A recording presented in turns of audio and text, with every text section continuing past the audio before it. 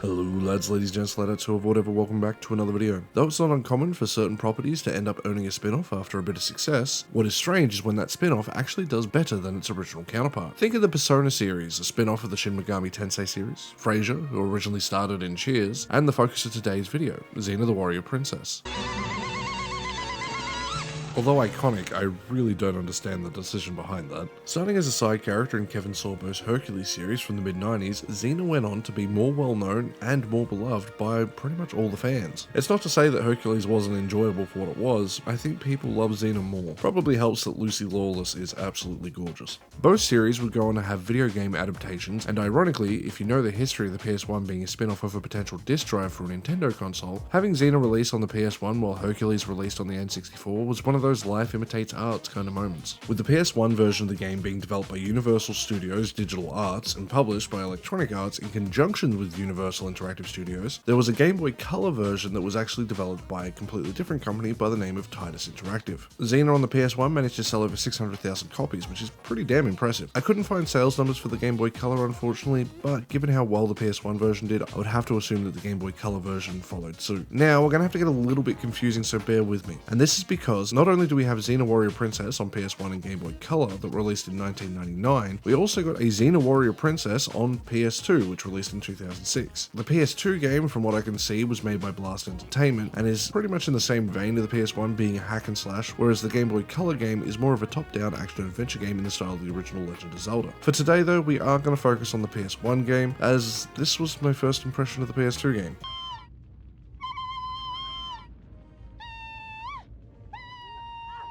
Upon booting up the game, you'll notice its visuals and how they stand out in a good way. Although it has a little bit of the early PS1 polygonal charm to its rather sharp edges, the game's colours can be absolutely beautiful. They know when to be vibrant and when to be a bit dark and gloomy. This helps raise the game above the average tie-in game and makes it one of the more premium feeling tie-in games. You'll also notice the game captures the feel of the show with its B-grade action-adventure charm. Although not flawless, as some of the textures can seem a little bit flat even for a PS1 game, the team behind this actually did an incredible job at bringing Xena and the other characters into the digital world, especially for the time, as most of the characters look pretty much as they should. The level design and locations are also nicely varied, and they do a great job of showing the sense of adventure that the show captures so well. From beaches to towns, forests, and deserts, Xena's journey to stop Calibrax and their evil comrades King Valerian and Narcissus to save Gabrielle from being sacrificed and the gods overthrown gets to shine because we get to use the visuals in order to elevate the storytelling. Now, it's not to say other games don't do this, basically every game does. However, I can't think of many tie-in games that do it as well as what the Xena Warrior Princess PS1 game does. You'll also notice that the HUD does attempt to be somewhat minimalistic. However, I would say this is where the game's presentation actually makes its first real misstep, to me at least. I understand what they're going for, but the use of the sword for the health bar for both you and enemies simply turning red as you or they take damage does feel a little bit cheap to me. I think the game would have benefited from having a more traditional health bar. Speaking of traditional, that's the best way to describe Xena's controls. This is because it plays just like about any other hack and slash you could have bought at the time. It's not to say that it's the exact same, but if I had to compare it to something, think of the cult classic Medieval. Even though you control Xena well enough with the analog stick, it does suffer from a bit of that old school tank control kind of movement. Even though yes, I can turn on a dime and run in a full 360 degree motion, it definitely feels a little more stiff than it needs to. The combat is also a representation of its time. It's a little bit too floaty sometimes, and it can feel a little underwhelming. However, once you start to get the hang of it, it's not too bad. The actual combat in the game gets a lot more in depth than you would expect, considering most games at the time are typically just 1 to 2 button combos at best, and you'll need to master these combos in order to deal with multiple enemies at once. A single enemy in a one-on-one is not really much of a threat. However, as soon as you get to 2 or 3, it can become pretty difficult, and the knockdown that you suffer from is pretty brutal. Upon getting knocked down, it can take a few seconds to get up, so you're pretty much stuck at your enemy's mercy. This isn't the only problem I have with the combat though. The main problem I have is one glaring omission, and that is the ability to have a proper lock-on to enemies.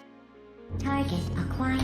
I think if I could have locked onto enemies, I would miss a lot less hits, and I think I would feel a lot more comfortable heading into fights instead of just swinging and praying. We do get a bit of a soft lock on, or at least it feels like there's one, but there is nothing there that lets us just have a hard lock on and know what we're going after. Especially because the camera is probably this game's biggest problem, and the odds are you're going to be fighting it more than the enemies. Even though it does allow you to rotate it with the right analog stick, or a combination of the L2 and R2 buttons, it is extremely slow and sluggish to get around Xena. You're basically praying that it will turn in order for you to be able to see where an enemy is before they attack you. It has definitely led to me taking hits where I shouldn't have, or being unable to avoid certain things because I had no idea what was there. It's not the worst camera I've ever used in any game by any means, but it is definitely a headache. But what the game does in order to help alleviate some of this headache is actually pretty interesting. So, when you pick up potions, you can't actually just outright use them, like you would in any action RPG. However, what happens is once we drop below a certain percentage of HP, they will automatically proc. And this is actually a really good system because in a hack and slash, especially one that doesn't control super smooth, it's nice to have something taken care of for you. It's a nice little quality of life thing. Sure, more control to the player is probably better, but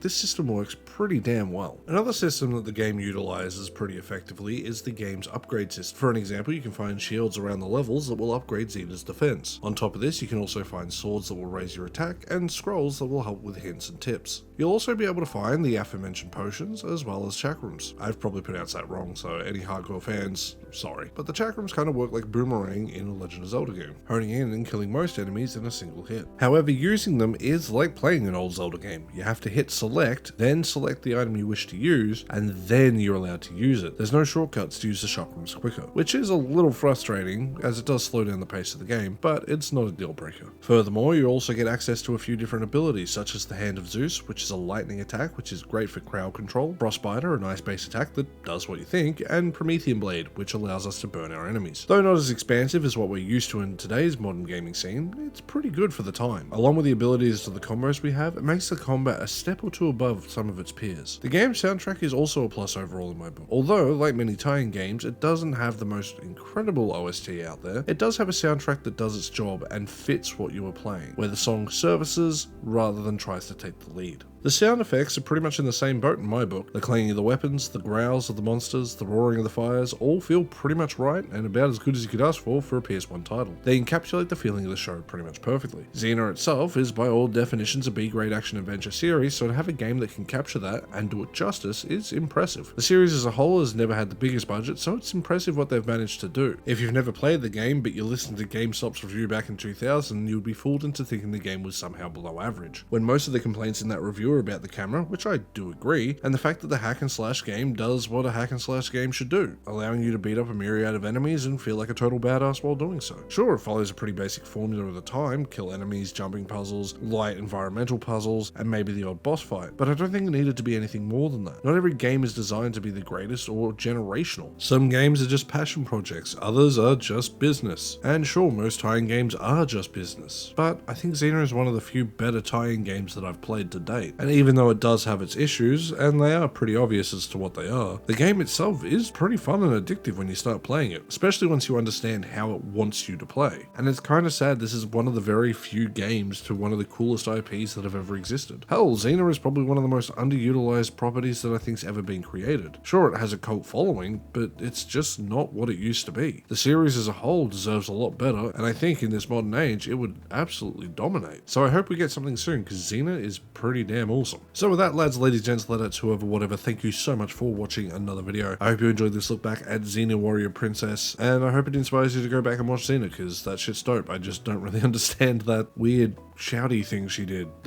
I don't get it. If you would like to share your thoughts on Xena, or even Kevin Sorbo's Hercules, let me know down below in the comment section. If you enjoyed the video, please consider hitting like, or even that subscribe button if you feel so inclined. If you want to go that extra mile, you can support me on Ko-fi for just $1 a month, where you'll get access to behind the scenes stuff and know what videos coming out a few days ahead of everybody else. You won't have early access to the videos, just as a disclaimer, just yet. That is something that might be coming in the new year. Thank you so much for watching, and I hope you all stay safe out there. Bye.